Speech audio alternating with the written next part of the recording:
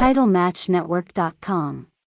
What do you remember about Harley Race from that time? Harley was not working in the Kansas City territory much because, he was a big star and there wasn't much money there. Whenever he would work, he would draw, but, he was working in Japan, he was working in Charlotte, he was working in Texas, he was going to the bigger territories.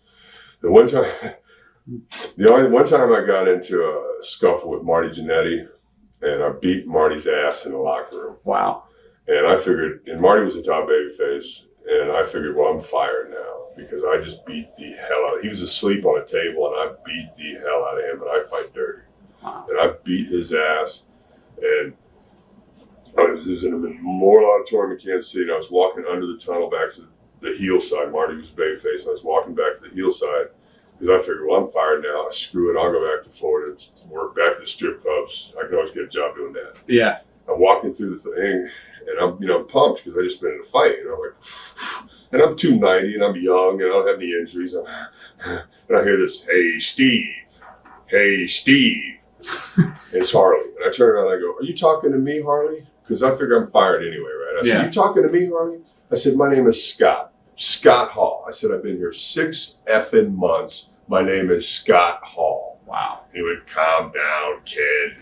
And he comes over there, And Carly, he's so cool. He comes over there and I damaged my knuckle because I was hitting him just like a wild man. Instead of boxing, I was just wailing. I jammed my knuckle on my little finger. So Harley set my knuckle for me. Wow. And then he goes, hey, kid, next time you do that shit, do it after the show. Now the fucking guy can't work. Excuse my language, the effing guy can't work. But that was all he said. I thought I was fired and in trouble. They didn't even care. Go get ready, kid. You're on wow. set.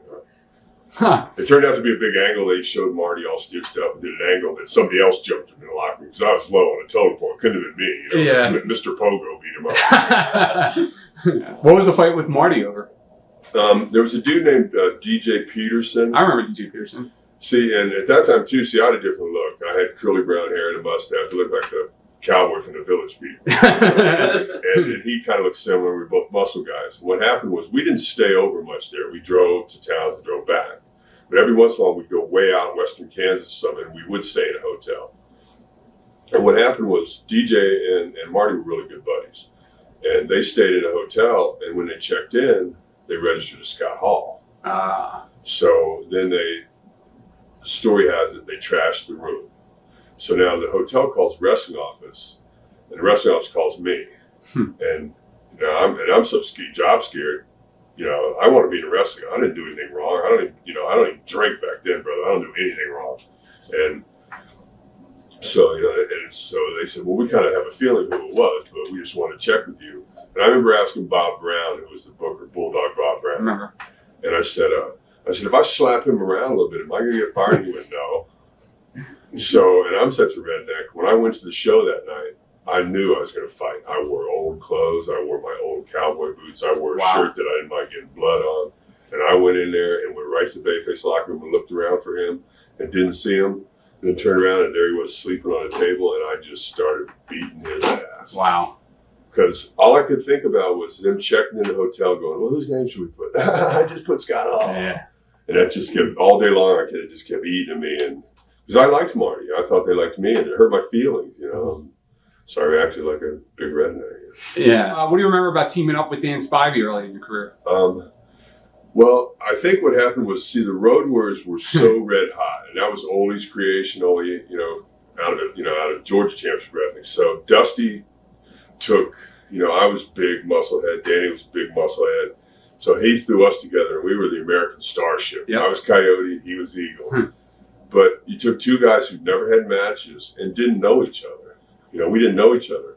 So it was, Danny's a super guy. He's a great athlete. He played ball at Georgia. He played for the Jets. He's a super athlete, super person.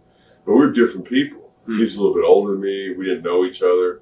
And I think really we both wanted to be singles wrestlers. Yeah. If we could have been, but then again, at the same time, had we not had to suddenly move to Charlotte, our careers could have been way different. If Dusty had stayed in Florida and groomed us and built us, and we'd have been his warriors. Yeah. If the Starship would have been groomed and built in Florida, we probably would have been a major success as a tag team because Dusty would have built us and groomed us at his own pace.